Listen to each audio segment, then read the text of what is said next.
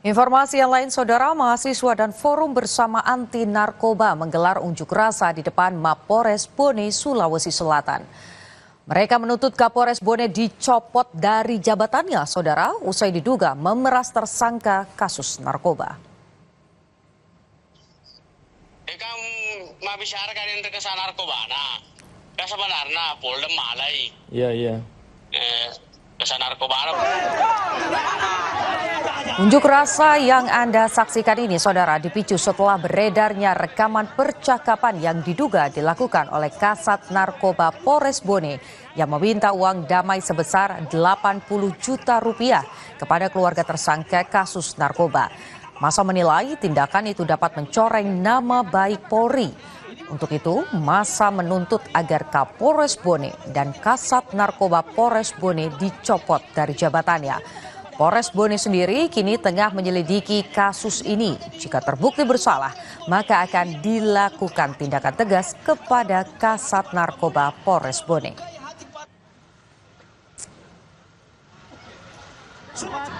Tuntutan kami itu pertama menuntut mundur Kasat Narkoba, kemudian yang kedua menuntut mundur Kapolres, yang ketiga melakukan reformasi birokrasi kepolisian di Kabupaten Bone. Artinya banyak personil yang sebenarnya juga melakukan hal yang sama, namun tidak muncul di publik.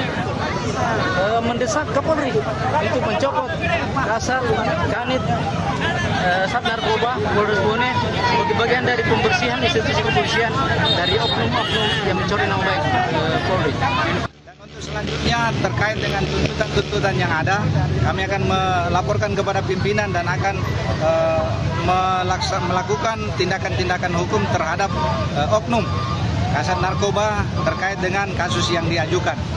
Seperti itu. Dan untuk sanksi dan lain sebagainya itu ada di kebijaksanaan pimpinan untuk yang akan memberikan sanksi. Kalau dia terbukti. Dugaan pemerasan juga dilakukan oleh Kanit Perlindungan Perempuan dan Anak atau PPA Polrestabes Makassar dalam kasus pelecehan seksual. Kanit PPA Polrestabes Makassar diduga meminta uang sebesar 10 juta rupiah kepada pelaku pencabulan sebagai uang damai. Kapolrestabes Makassar, Kombes Arya Perdana menyebut pihaknya telah memeriksa Kanit PPA dan salah satu penyidik. Kami sudah melakukan tindakan, ya. Jadi pertama videonya kami putar secara utuh, lalu dari pihak korban dan UPTD PPA juga kami panggil untuk melakukan klarifikasi. Nah, Kanitnya sendiri juga sudah diperiksa, termasuk penyidiknya. Nanti hasilnya kami sampaikan.